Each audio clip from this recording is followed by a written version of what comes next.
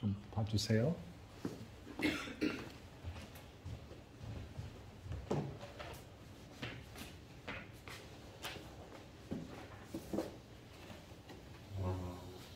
가을은 만물에 열매가 맺고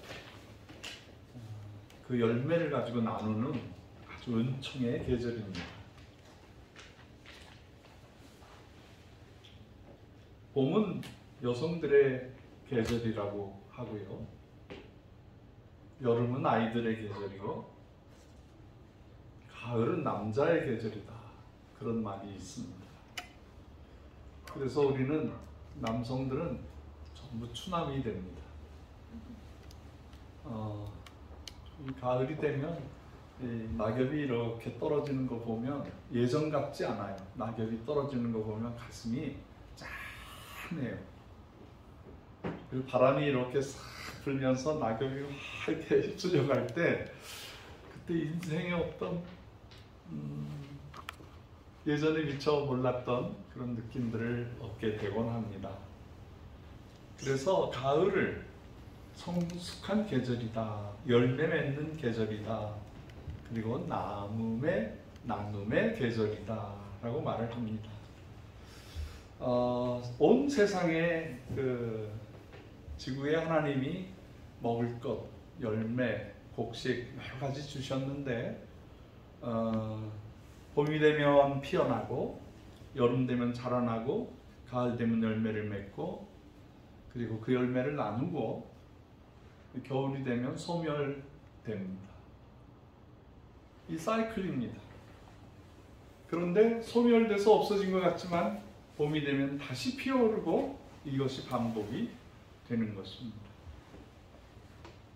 인생도 마찬가지입니다.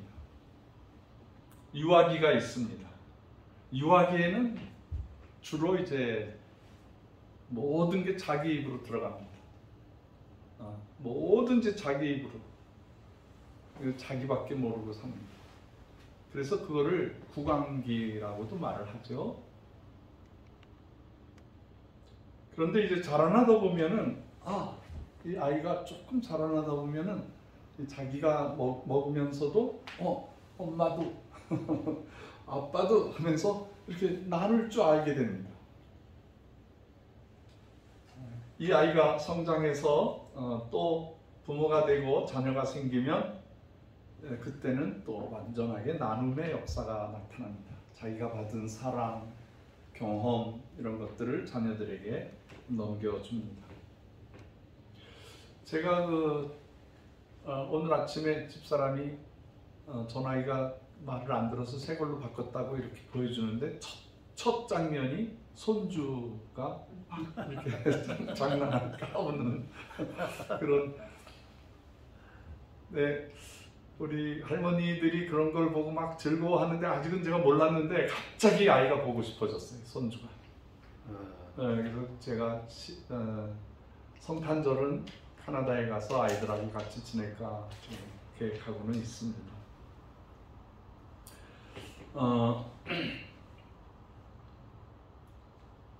여기 성경에 보면은, 오늘 본문 말씀에 보면은 유대 청년 하나가, 아주 바른 청년이 예수님 앞에 나와서 예수님 앞에 대화를 자청했어요. 어떻게 해야 생명을 얻습니까? 어떻게 해야 영생을 얻습니까? 내가 다 해봤는데, 섬기라고 하는 거 다 하지 말라고 하는 거 다 해봤는데 마음에 좀 확신이 안 옵니다. 어떻게 해야 영생을 얻습니까? 그랬더니 예수님께서 생명으로 가는 계명을 지켰느냐?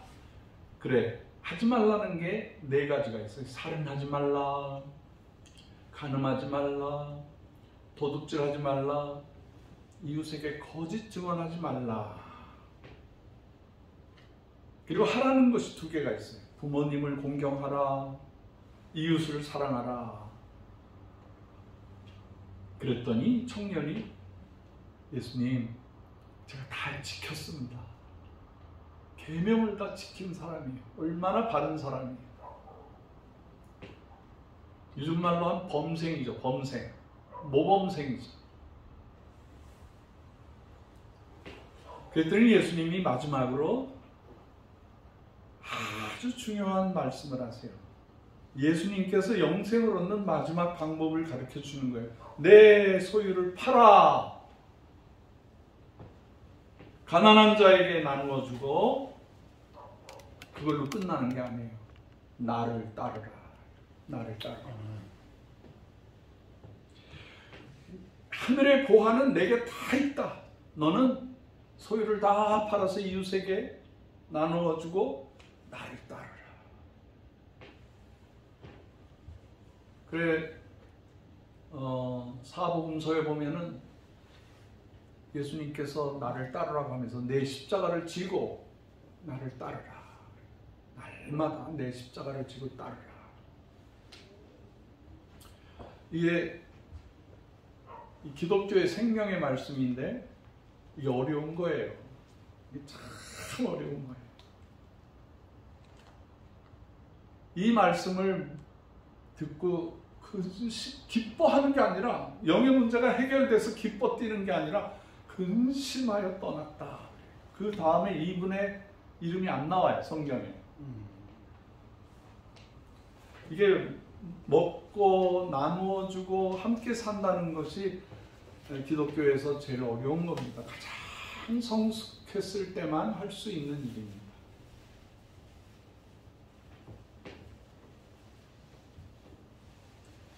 이거를 못하면 공산화가 되버려요. 예.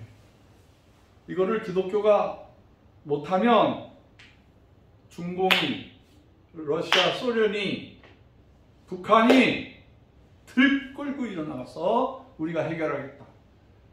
이 이슬람 사람들이 들고 일어나서 기독교 못하는 거 우리가 하겠다. 제가 30년 동안 공산주의 국가에서 선교했잖아요. 그래서 기독교가 망한 것을 봤어요. 기독교도 망합니다. 기독교도 부활의 종교, 이 세상에서 가장 큰 사랑의 종교인데 기독교도 망하더라고요. 왜? 나누지 못하면. 교회가 나누지 못하면 악마가 나타나서 자기가 천사인 양, 자기가 문제를 해결해 줄 수 있다는 양 나타나서 우리에게 하나님을 떠나고 우리 속에 들어와라. 사탄의 속으로 들어와라. 그렇게 얘기를 합니다. 제가 러시아 선교 중에 잊지 못하는 몇 분이 계세요. 몇 분이 계셔요. 뭐 다 기억을 하죠. 전도하면서 만나고 노방전도하면서 축호전도하면서 만난 러시아 사람들 다 기억이 됩니다만 그 중에 특별하신 분이 한 분 계셨어요. 제가 아파트에 들어가서 막 탕탕탕 두드리면서 전도지를 이렇게 주면서 이제 제가 슬머니 문에다가 발을 하나 집어넣어요. 못 닫아 그분이. 그러면 이제 사랑으로 인사하고 전도지 주고 우리 교회 오세요 그러는데 이분이 나를 보더니 들어오라는 거예요. 들어오라. 그래서 이분하고 아주 친해졌어요. 그리고 손주들 또 자기 자녀들 다 소개해주고 그리고 열심히 교회를 나왔어요. 그래서 우리 매일 아침에 이제 제가 섬기던 개척한 교회가 러시아 모스크바 15병원 교회예요. 병원에서 시작을 했어요. 러시아 말로는 러시아 모스크바 베츠나체 발리니 짤코베 뭔 말인지 모르시겠죠? 네, 병원이라고. 제가 원목을 10년이나 했어요. 그래서 아침에 우리 공산당 사무실이었던 우리 교회 사무실에 모여서 1시간 동안 성경 읽고 또 돌아가면서 간증하고 점심을 간단하게 대접을 해드리고 그분들이 다 나가서 병실에서 전도하게 했어요.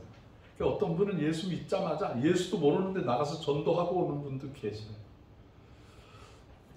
성경 공부를 이렇게 하다가 제가 이렇게 리지아 리지아 집사님 그렇죠? 하고 이렇게 어깨를 이렇게 탁 쳤어요. 그랬더니 아! 그러는 거예요. 성령이 있어. 그래서 너무 놀래가지고 내가 뭐 큰 잘못했나? 그랬더니 이분이 심장 박동기를 달고 사는 거예요. 심장 박동기. 근데 그 심장 박동기 근처를 내가 이렇게 손으로 만진 거예요. 얼마나 놀랬겠어요, 그분이. 이 여인은 정말 열심히 교회 나오면서 웃기 시작하고 간증하기 시작하고 전도하면서 어느 날 저한테 상담할 게 있다고 그래요. 설교를 마치고 예배 다 끝나고 이렇게 성도들하고 인사하거든요. 우리가 예배 끝나면 목사님이 뒤에서 악수례를 하잖아요. 근데 그분이 선교사님 할 말이 있어요. 할 말이 있어요. 그래서 오시라고. 그래서 사무실로 모셔서 그분의 말씀을 들어보니까 심각한 얘기를 하는 거예요. 자기 인생이 2차 세계대전 때 아버지가 소련군으로 나가서 전사하고 그리고 자기가 아주 어렵게 살았는데 20대에 남편을 만나서 결혼을 해서 자녀를 5명을 낳았어요. 그런데 갑자기 자기 남편이 집안에 들어오지 않고 자기를 떠나버렸어요. 왜 그랬냐 보니까 처자식들 남겨두고 이렇게 표현해서 젊은 년 따라서 가버렸어. 도망을 가버렸어. 혼자서 40년, 45년을 자녀들을 다 키워서 시집장가 보면 손주하고 지내고 있는데 이 45년 전에 도망간 남편이 찾아왔다는 거예요. 그러면서 남편이 자기하고 살자고 왔다는 거예요. 어떻게 하면 좋아요? 그래서 안 돼요. 제가 선교사인데 그러세요? 그렇게 못하겠어요. 이 개차반처럼 45년 동안 처자식 행겨치고 돌다가 젊은 년이 죽고 자기 마주해주는 사람 하나도 없으니까 과거의 부인한테 되돌아온 거예요. 그 우리 어려운 말로 조광지처라고 그러죠. 조밥을 같이 먹으면서 고생했던 그 아내라고 해서 조광지처. 근데 이 사람이 같이 살자고 하는데 목사님 어떻게 해요? 그랬습니다. 안 돼요. 안 돼. 큰일 나요. 그랬더니 다음날 또 와서 목사님 제가 예수 믿고 깨달은 게 용서하고 사랑하라고 했는데 제가 이거를 실천하고 싶은데요. 그래서 그래도 안 돼요. 그래도 안 돼요. 그랬더니 이분이 남편을 데리고 오겠대요. 그래서 한번 저 화상이나 한번 보자.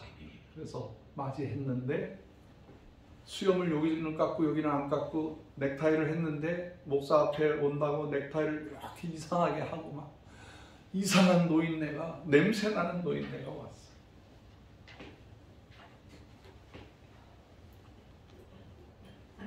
그걸 물어보고 신앙훈련을 합시다. 당신이 옛사랑을 찾아서 왔는데 과거에 살던 자세로는 안 됩니다. 저하고 특별히 1대1로 성경 공부합시다. 그래서 그분 훈련을 시켰어요. 당신이 45년 동안 하지 못한 말이 있는데 그게 뭔지 아십니까? 그랬더니 모르겠대. 아내한테 사랑한다는 말을 하라. 하루에 3번씩 하라. 아침밥 먹고 점심밥 먹고 저녁밥 먹고 사랑한다고 말을 해라. 그러겠다고. 자녀들이 아버지 없는 데서 자라난 아주 외로운 아이들이다. 그 아이들한테 좋은 말 하나. 그 아이들을 위해서 기도해 주어라. 그랬더니 한 3개월 열심히 나오더라고, 교회를. 그래서 그냥 그렇게 살지 말고 결혼을 해라. 다시 재혼식을 하자.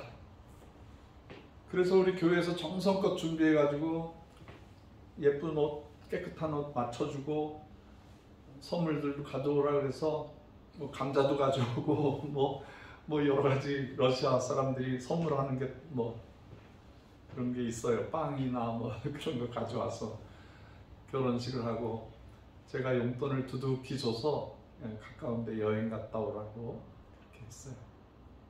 근데도 마음이 찜찜해요. 왜 그러냐면 그 자녀들이 나를 째려보는 거예요. 그 자녀들이 새로운 아빠가 왔는데, 회개하고 왔는데 싫다 이거예요. 자기들 버리고 간 남편, 그냥 형편없는 저 아버지라고 나온 게 아주 싫은데, 제가 결혼을 시키니까 자녀들이 아주 저한테 와서 인사도 안 하고 입이 이만큼 나와 있어요. 그리고 제가 잠깐 우리 선교사 회의가 있어서 미팅에 참석하고 있는데 전화가 왔어요. 급한 전화가 왔어요. 목사님, 리지아 집사님이 입원했어요.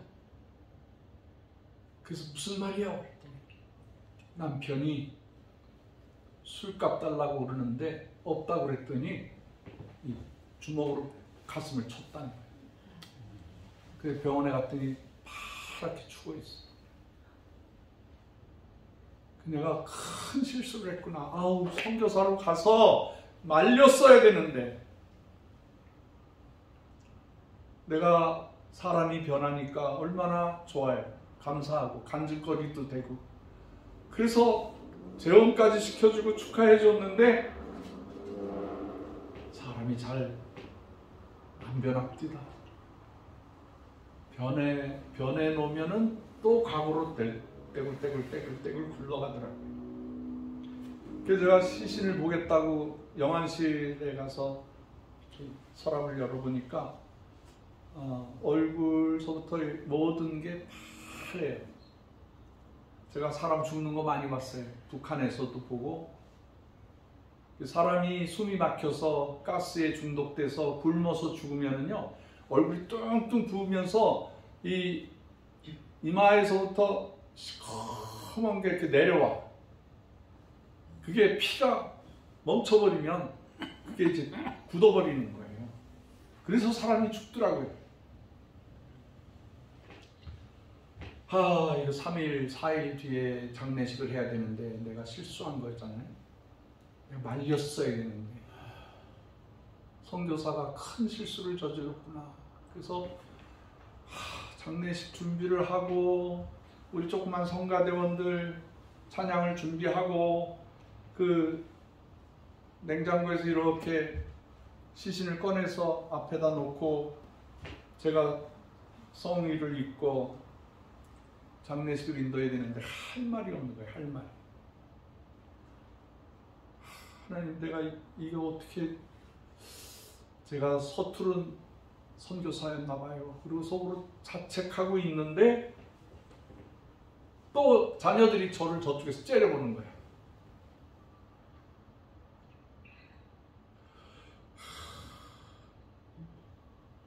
그래서 제가 막연한 자세에서 설교 준비했지만 설교가 안 되는 거예요.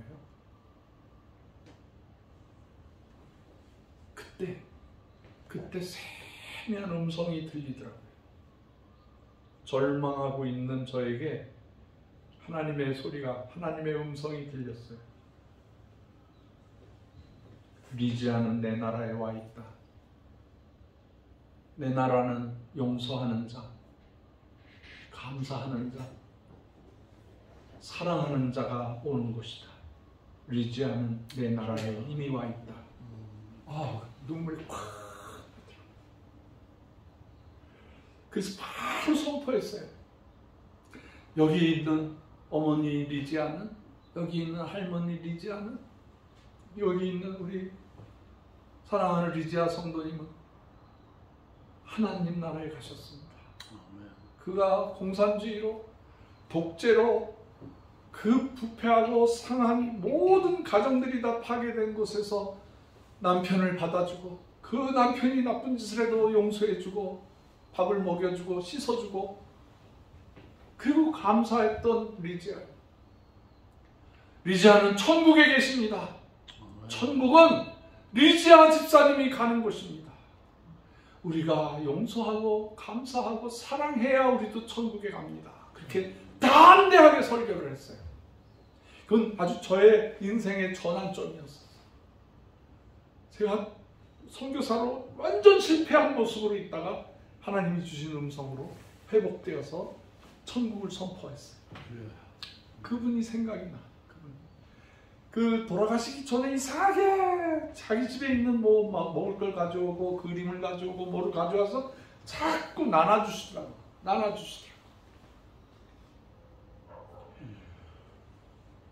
인생의 완성기는 뭐냐? 자녀를 잘 키우는 것 맞습니다. 가정을 잘 건사하는 것 맞습니다. 그런데 그 삶보다 더한 것이 나누어 주는 거예요. 나눔의 삶이에요.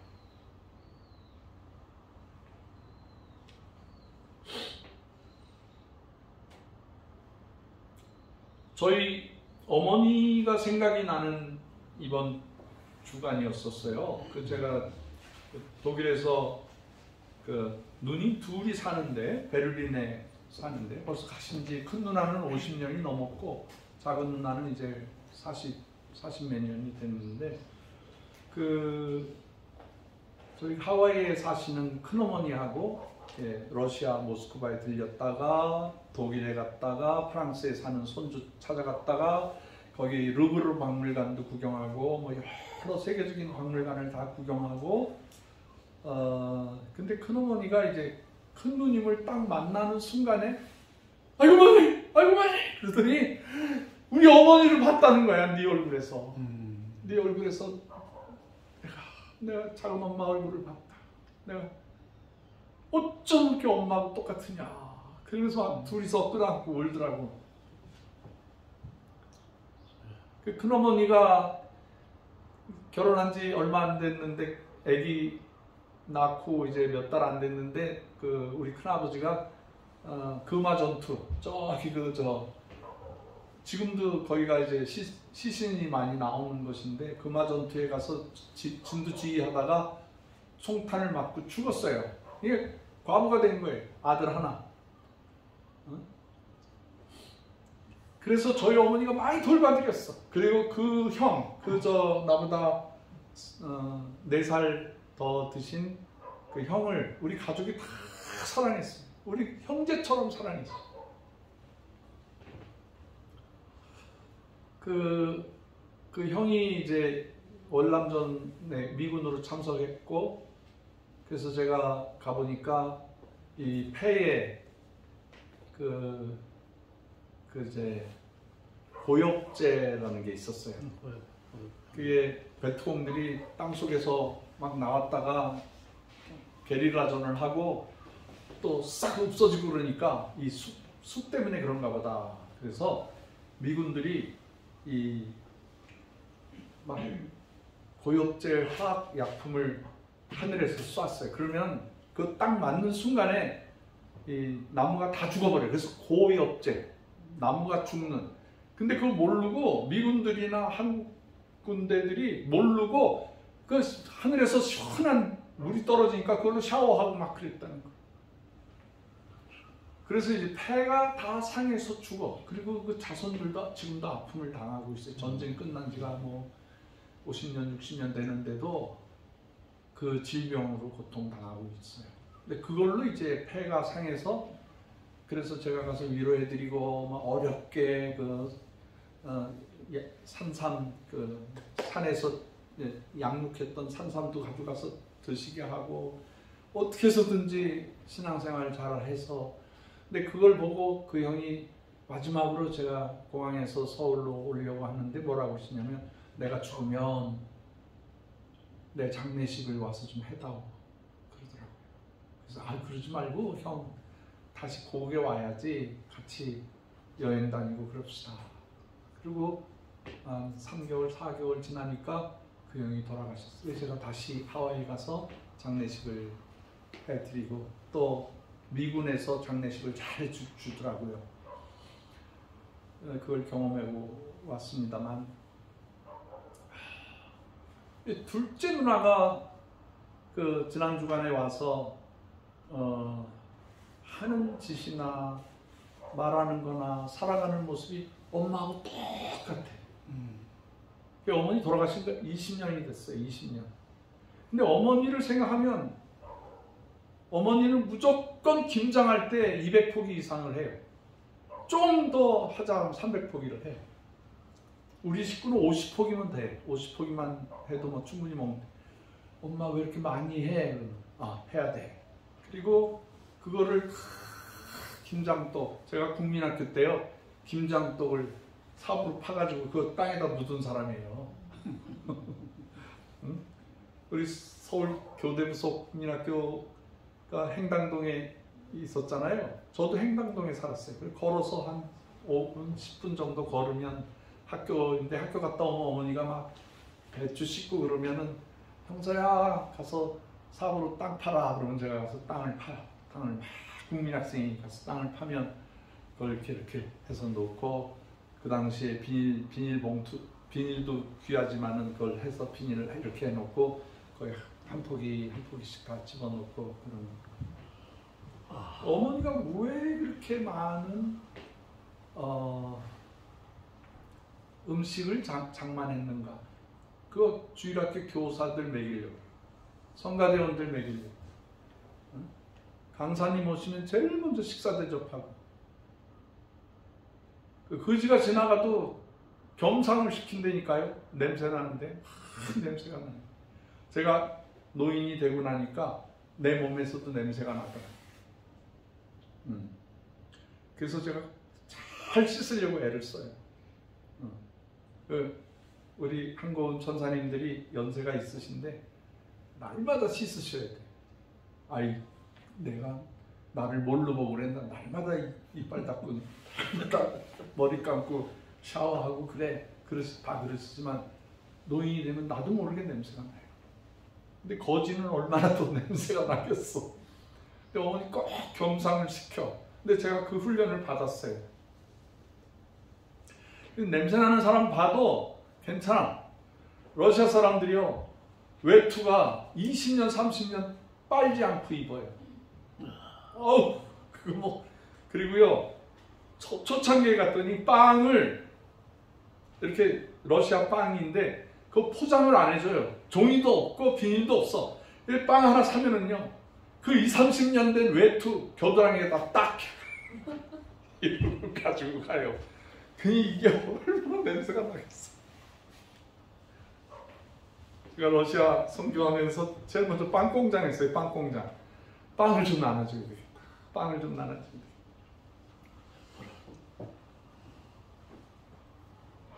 그래서 제가 이제 집사람을 만나서 카나다로 이민을 갔잖아요. 그 교회를 개척을 했는데 교회는 있는데 사택이 없어. 개척교회니까.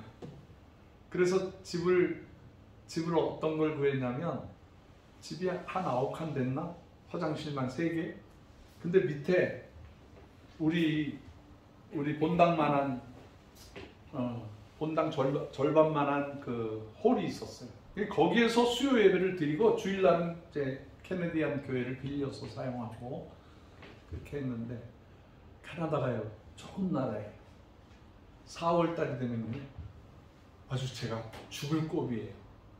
왜냐하면 토론토에서 모든 교회 목사님들, 집사님, 권사님들이 다 올라와서 고비 캐는데 알려달래. 그래서 제가 아주 힘든 고비가요 이게 5개이잖아요. 이런 식으로 쭉 올라와요. 뭐 굉장히 쉬워. 그런 거 뚝 하면 다 부러져. 고비가 맛있어요. 근데 고비가 끝나고 3주간 지나면은 고사리가 나오는데 고사리가 여기 있다 뚜르르 이렇게 올라와. 애 주먹처럼 이렇게 올라와서 그게요 밭이에요, 밭. 근데 우리 어머니가 그거를 너무 행복해가지고 그걸 캐러 가셨어. 그걸 캐러 가셔서 기절하셨어. 우리 어머니 당뇨로 돌아가셨는데 당이 떨어지는 걸 모르고 신나게 그냥 고사리 캐다가 쓰러져 가셨어. 그래서 응급차가 오고 근데 그거를 그냥 삶아서 말려서 그 마당에다가 그냥 말려서 그 왜 그러시냐면 교인들 퍼주려고. 근데 하이라이트가 있어요. 하이라이트. 우리 어머니의 그 카나다 생활에 가장 내 카나다에서 행복했다 그러시는 시간이 뭐냐면 도토리가요. 가을 되면 도토리가 비처럼 두두두두두두두 쏟아져요. 우리나라 도토리 좋다 그러니까 막 나무를 발로 차고 그러잖아요. 근데 그냥 이렇게 긁으면 돼. 긁어. 그래서 그것을 말려요. 딱 도토리 해가지고 말린 다음에 그거를 이제 빠야 되잖아요. 이렇게 빠야 되는데 카나다에서 맷돌도 없지 뭐 그런 거 없으니까 며느리가 사다 놓은 그 믹서기에다가 그냥 통째로 집어넣고 그럼 이게 갈려져요. 근데 이게 워낙 단단하니까 날이 몇 번 부러져. 근데 우리 며느리가 착해. 그냥 말도 없이 그냥 날 사다 놓고 그 다음에 이거를 이렇게 걸러가지고 그 가루를 만든 거를 이렇게 커다란 다라 같은 데다가 이렇게 끓여야 되지 않습니까? 그러면은 이제 얘가 화산이 저 튀듯이 이렇게 탁 올라와요. 그 집이 새 집인데 그 완전 새 집인데 글로 막 벽에 튀는 거야. 바닥에 튀고. 근데 나 같으면 아이고 어머니 그럴 텐데 한 말도 안 하고 박한나 선교사가요. 괜찮은 여자예요. 나한테 잘했는지 잘못했는지 나 기억이 안 나는데 어머니한테 너무너무 잘했어. 할렐루야. 왜 사냐 물어보면 어머니가 좋아서 산다고 그랬죠. 그러니까 선교지 가자 그러면 가지요. 애들 다 키워냈지요. 참 고생 많이 했어요. 진짜 오늘도 이제 감사절의 연장인데 제가 아내한테 고맙다는 얘기도 못하고 사랑한다는 얘기도 못했는데 오늘 좀 사랑한다는 얘기, 고맙다는 얘기 좀 하고 싶습니다. 그 어머니가 그거 해가지고 그 쟁반 여러 가지 쟁반 거기에다가 부어놓으면 그게 이제 아주 맛있는 도토리가 되잖아요. 그러면 수요일날, 주일날 토론토에 내려가서 다 나눠주는 재미로 사시는 거예요. 그게 어디서 왔나 보니까 외할아버지, 외할머니가 그렇게 퍼줬어. 보니까 선교사님이 오시면 선교사님들 다 대접해요. 그 초창기 개화기에 선교사님의 사랑으로 신유의 역사를 받아서 낳으신 할아버지가 그 선교사님이 나눠주는 거 보고 나누는 훈련, 나누는 걸 하시는 거예요. 근데 그게 저한테 DNA가 제가 왜 이 나눔운동의 대표를 하나 보니까 어머니의 사랑, 어머니의 나눔, 할아버지 할머니의 나눔이 저에게 온 거예요. 제 몸속에 피 속에 그 나눔 정신이 왔더라고요. 그래서 저는 제 주변 사람들이 힘들겠죠. 나누는데 얼마나 힘들겠어요. 저는 말로 하지만 다른 분들은 몸으로 해야 되잖아요. 그래서 참 저 만난 사람들은 고생이 많다. 오늘 유경선 장로님, 서은자 권사님, 장로님이 저기 셀 수도 없는 옷을 가지고 있어요. 그것도 막 세탁해가지고 어떤 거는 드라이 클리닝 다 해가지고 선교사님들 나눠주세요.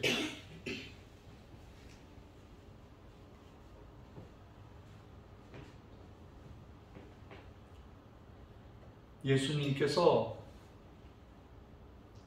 가장 성숙한 크리스찬의 삶은 소유를 팔아 나누어 주고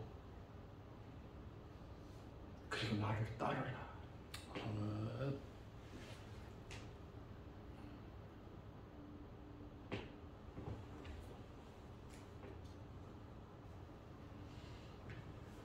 저는 나이가 들수록 이제야 내가 조금 하나님의 뜻을 알겠다. 이 나눔 운동은 잠깐 하고 끝나야 되는 게 아니고 주님 재림하실 때까지 해야 되겠다 생각을 합니다. 또 우리 자녀들한테도 그 정신이 그 예수님의 그 그 뜻을 따라갔으면 좋겠다 이런 생각을 합니다. 우리 제 나이가 되면 다 선교사들도 은퇴를 하거든요. 그때 은퇴를 하는데 선교사님들이 고국에 못 들어와. 들어와서 머물 데가 없어. 머물 데가 없죠. 또 자기는 아직 능력이 있는데 선교지에서는 뭐 얼마든지 살아가는데, 근데 선교지에서 살 수 없는 이유가 많이 생기는 거예요. 그건 몸이 아픈 거예요. 몸이. 선교지에서 이래도 멍들고 저래도 멍들고 이렇게 상처받고 저렇게 상처받는 것들이 한꺼번에 노년이 되면 60 이후로 70, 80 되는 그 순간까지 온통 골병이 들어있는 거예요. 그분들이 고국에 오면 요즘엔 조금 불러주시는데 코로나 때는 절대 안 불러. 선교사님들이 갈 데가 없어.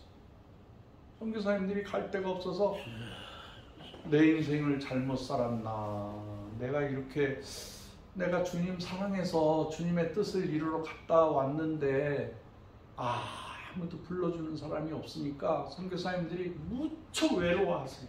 제가 그 심정을 알거든요. 그래서 어떤 선교사님이든지 저를 아는 분이든 제가 모르는 분이든 저한테 연락이 오잖아요. 그럼 무조건 초청해요. 아유, 선교사님 잘 오셨어요. 우리 같이 식사합시다. 우리 와서 말씀 전해주세요. 선교 보고 해주세요. 그래요. 우리 강사를 많이 못 드려요. 그래도 오세요. 시간 내셔서 오세요. 그러면 기뻐하세요. 자기를 불러준다는 게, 자기가 할 일이 있다는 게. 선교사라는 게 나눔 운동이거든요. 주의 말씀을 나눠줘야죠. 또 자기가 가지고 있는 것 중에 좋은 건 나눠줘야 돼. 먹을 건 나눠줘야 돼. 삶을 나눠줘야 돼. 아이들이 희생당하고 고통당하는데도 나눠줘야 돼. 나눠줘야 돼. 선교사님들은요, 인격이 좀 모자라는 사람들이 존경해 드려야 돼요. 거기서 사는 것 자체가 훌륭한 거예요. 전도 많이 안 해도 괜찮아요. 선교지에서 존재했던 것만이라도 그분은 큰 공로자예요. 여러분 그거 인정하셔야 돼요. 인정하시면 아멘 하세요. 아멘. 여러분, 제가 존경하는 저의 삶의 영적인 멘토이신 김준건 목사님이 늘 그런 말씀하셨어. 우리 청년 때 저는 어디 가든지 참 말씀 전하는데 부족함이 없고 정말 당당하게 말씀을 선포합니다만 선교사님들 앞에서는 내가 오금을 못 핍니다. 저는 선교사님처럼 다 포기하고 다 재산 정리하고 선교지에 나가서 그렇게 못했습니다. 한 달도 그렇게 못 살았습니다. 이 선교사님들한테 정말 그렇게 선교사님들의 길을 살려주시는 분이었어요. 길을 살려주시는.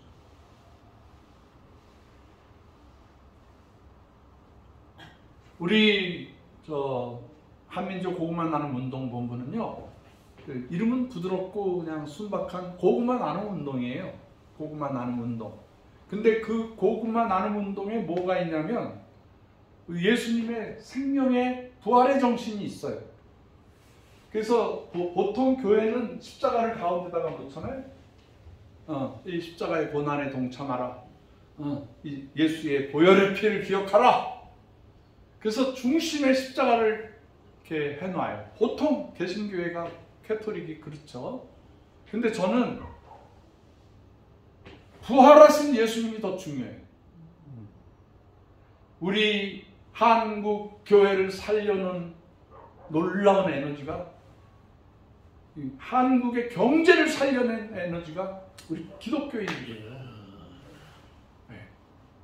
지금 전 세계에서 일본, 중국, 유럽 다 합쳐도요, 우리 대한민국의 군사력이 더 세요.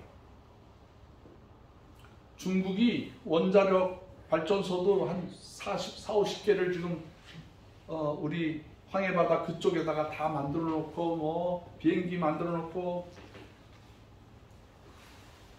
해군을 엄청나게 해놨는데 이 세상에서 제일 좋은 배가 어느 나라 배인 줄 아세요? 우리나라 배인데 그게 세종대왕, 정조대왕 그 배가 세상에서 제일 좋아요. 유럽 배 저리 가. 미국 사람들도 못 만들어요. 우리나라의 이 5대양 5개 대양을 누비는 52%, 60% 메이드 인 코리아예요. 네. 그 러시아 애들이 우리나라 사람한테 쩔쩔매는 이유가 앞으로 경제가 다 망할 텐데 전쟁으로 이제 쪽박차게 생겼는데 마지막이 뭐냐면 북극해 쪽에서 나오는 그 가스 거기에 자원들을 온 세계로 팔아먹어야 되는데 유럽에서는 지금 자기들 거부하고 있잖아요. 결국엔 누구한테 도움을 받아야 되냐면 LNG선이 85%, 90%가 대한민국에서 만들어요. LNG선은 진짜 우주선 같이 잘 만들어놨어요. 그 조금만 새도 폭발하는데 굉장히 잘 만들었어요. 그리고 영하 200도까지 얼려가지고 가져오는 거거든요. 이 기술은 미국 사람, 유럽 사람 아무도 못 감당해요. 일본 애들도 중국 애들이 흉내내다가 계속 펑크 나고 있어요. 뭐 언젠가 따라오겠지만은. 근데 그 배를 수십 척의 LNG선을 이미 러시아하고 약속해가지고 우리나라가 다 만들어놨어. 근데 우리나라한테 저렇게 척을 쥐고 있으니까 우리나라도 가만히 있을 수는 없으니까 그럼 우크라이나에게 우리가 무기 보내겠다. 일단은 방어 무기를 보냈는데 보이지 않게 공격하는 무기도 다 보내요. 제가 러시아에 있을 때 우리 대한민국에 아주 유명한 박사님들이 많이 오셨어. 그 국방대학원, 그 우리나라 최고의 군사과학자들이 모스크바에 와서 모스크바 시장을 보는데 무엇을 찾았냐면 러시아의 무기들을 찾은 거예요. 탱크, 미사일, 헬리콥터, 전투기, 이게 우리나라보다 앞서 있었거든요. 그래도 그 무기들을 대부분 북한 애들이 가지고 있고 그러니까 러시아가 멸망했을 때 우리나라 그 정보원들이, 그러니까 우리 강정혜 목사님 남편 되시는 그 김홍성 박사님이 그때 무관으로 있었어. 우리 한국 무관으로 있어서 그거를 이렇게 조금씩 빼내가지고 노태우 시절에 34억 달러의 차관을 준 거예요. 차관을 하도 달라 그러니까 줬어. 그랬더니 빚을 못 갚는 거야, 우리나라에. 그러니까 찬스잖아요. 저쪽은 쩔쩔매고 있고 우리는 돈 내놔 이런 상태니까 자기들이 돈이 없으니까 우리가 가지고 있는 무기들 중에 조금 한물 갖거나 그런 거 보내줄게 그랬는데 이 사람들이 한물 간 것뿐만 아니라 최신의 무기들을 자기들도 모르게 보낸 거야. 그걸 다 받아와가지고 우리나라 사람은 딱 보면은 아 이거보다 더 이렇게 하면 되겠다. 우리는 최초로 가져온 러시아 무기에다가 이미 알고 있는 미국의 최신형 정보들을 가지고 있고 이걸 개발해내 가지고 지금 한국의 탱크가 세상에서 제일 좋아요. 제가 몇 년 됐는지 기억은 안 나. 20몇 년 전에 독일에 가서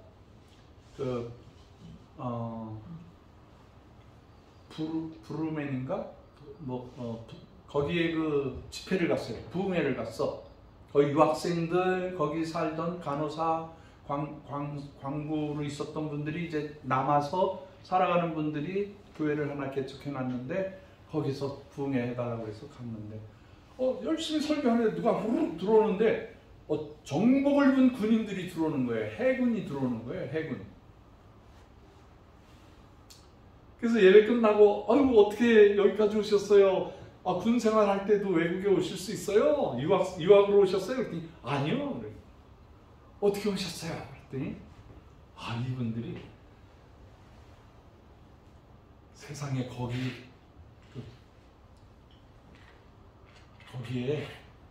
이 독일의 유튜브 잠수함 만드는 데서 잠수함 2대를 인솔해가지고 가기로 해서 온 거라. 그래서 교육받고 있다. 우리나라 잠수함, 그리고 전 세계에서 미군들도 깜짝 놀라는 잠수함이 독일 잠수함이거든요. 근데 그거를 최신형을 2대를 우리 해군 장교들이 딱 이렇게 독일 브레멘 거기에서 그걸 가지고 이렇게 대한민국까지 끌고 오는 거야. 그래서 잠수함은 어떻게 가요?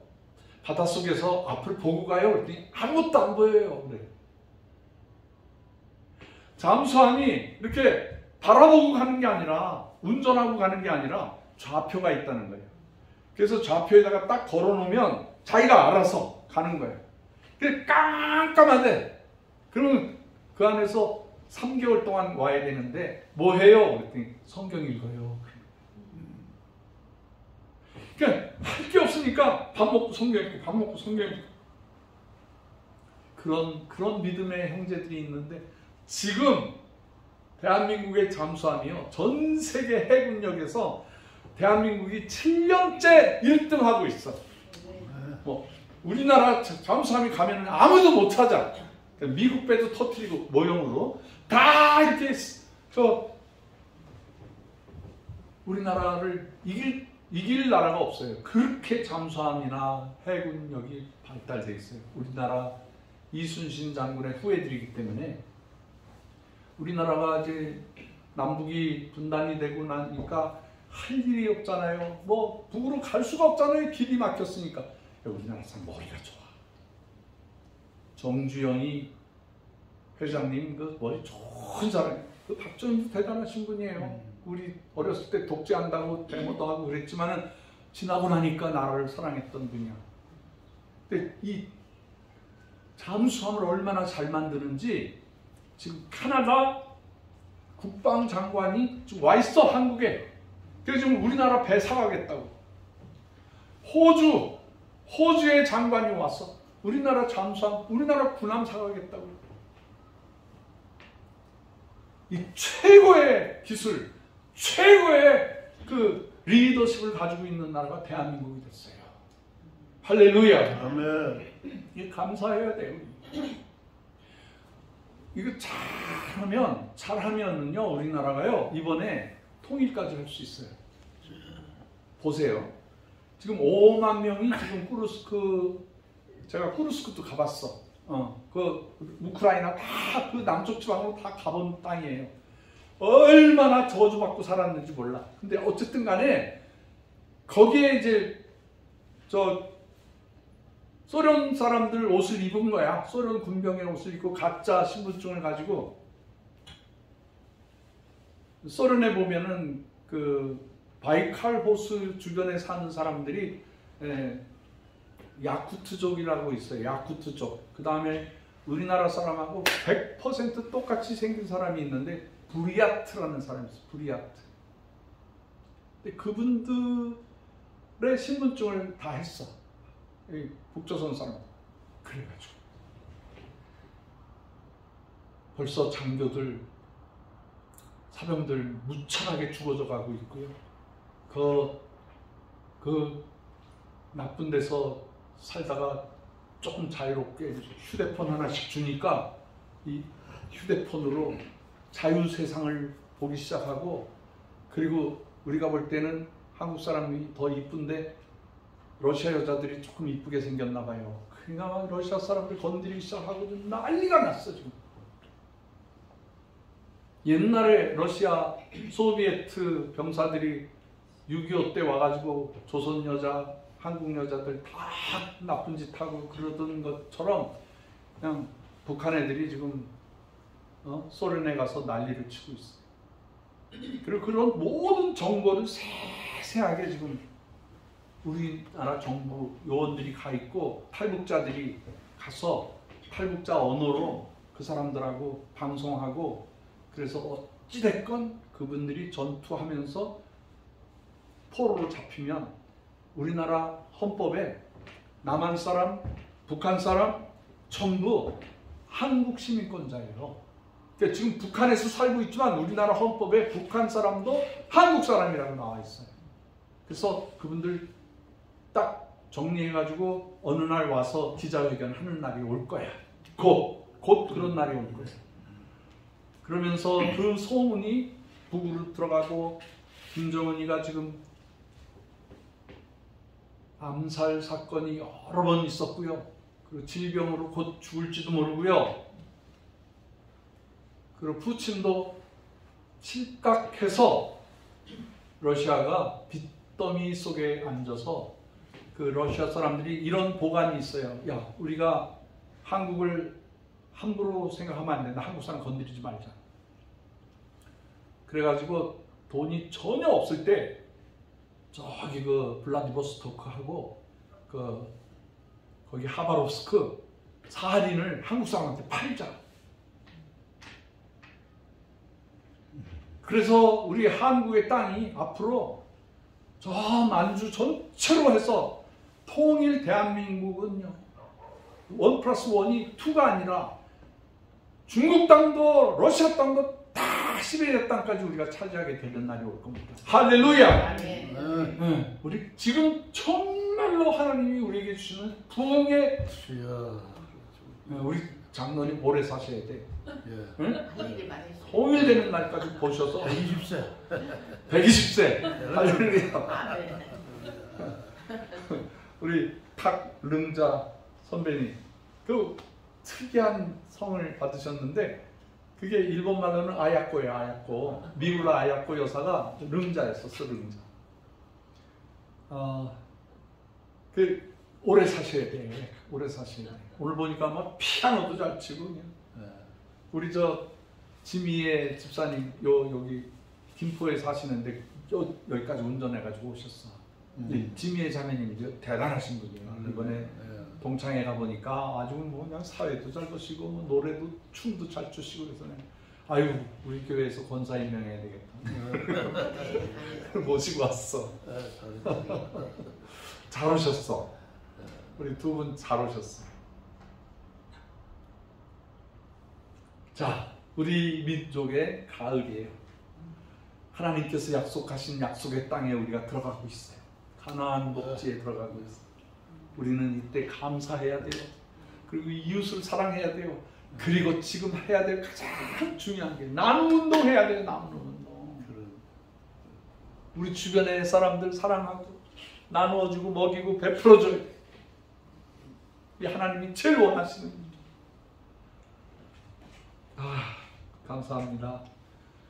오늘 원근각처에서 이렇게 모여서 우리 한국은의 정신 하나님이 우리에게 주신 사명을 다시 한번 회복하게 해주신 것 감사드리고 오늘 이 날로 통해서 우리가 더 열심히 민족을 섬기고 시대를 섬기고 북한 백성과 땅끝의 온 땅끝의 백성들을 먹이고 살리고 구원하는 위대한 하나님의 역사를 감당하는 한국이 되어주기를 주의 이름으로 축원합니다. 아멘. 기도하겠습니다.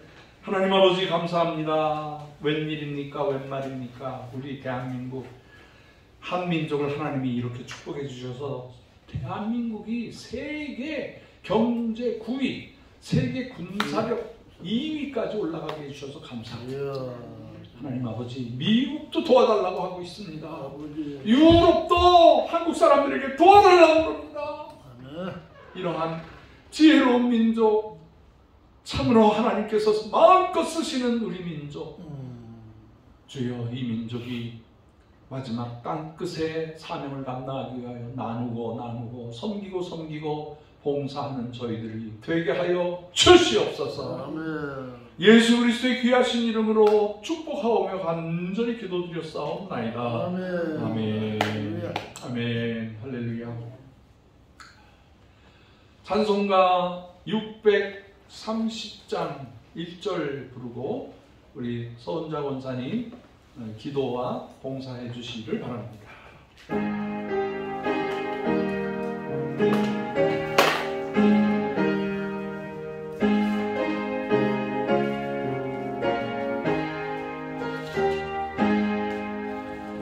진리와 생명 되신 주 이 몸을 바치옵니다. 믿음과 소망 사랑에 한마음 되게 하소서.